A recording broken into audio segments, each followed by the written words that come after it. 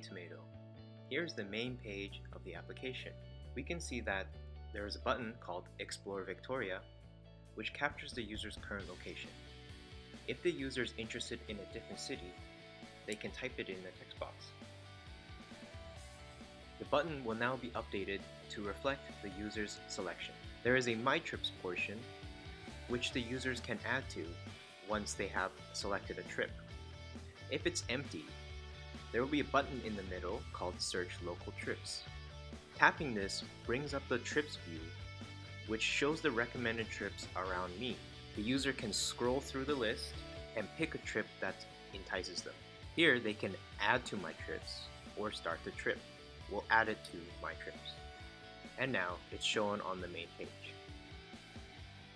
The user can see a list of places in the trip.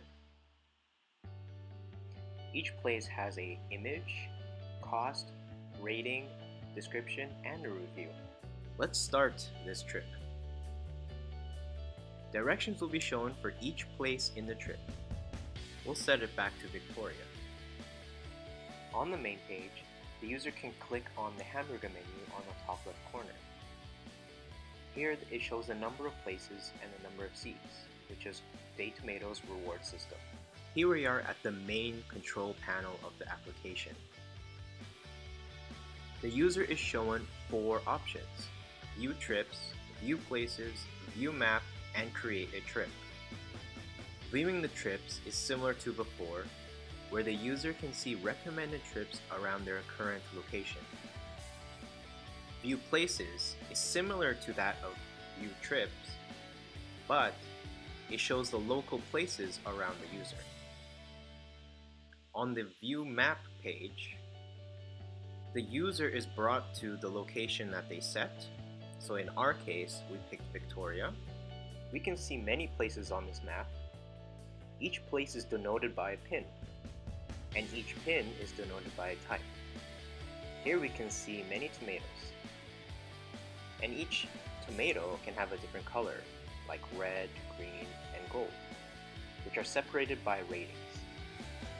If the user taps on the pin, they're shown a list of places that the pin holds. At the top of the list is the most rated place. If they're not satisfied with the place and the review, they can create their own by pressing Add Pin here. This will bring up a Create a Pin window where they can set the name, description, rating, cost, and review, and an image if they would like. If a user wanted to add a place, they can click on the Add Pin on the bottom right. DayTomato will try to automatically grab a photo, a name, and a description of the place through Google Places API. However, if they're not satisfied, they can always update it. Here we just created a pin, it showed up on the map. We see that it automatically typed the pin. It gave it a tomato because it had food in the description. We can also search through DayTomato. Clicking on the option will take us there. Additionally, I can filter by place type. For example, let's only look for food. The map will then be updated, which shows only food type places. Back to the control panel, the user is able to create a trip. On the Create a Trip page, they're asked to name the trip, type the trip, and provide a description. And finally, they can add in how much they spent on the trip as well. And now the user is asked to fill in some activities for this trip. If the user cannot find a place that they want to add, they can create a new trip by pressing Create New Place. We're going to add a place at Bow Park. Once the user is done adding activities to this trip, they can press Next, and the trip was created. Here is shown at the bottom of the list. DayTomato, discover local gems.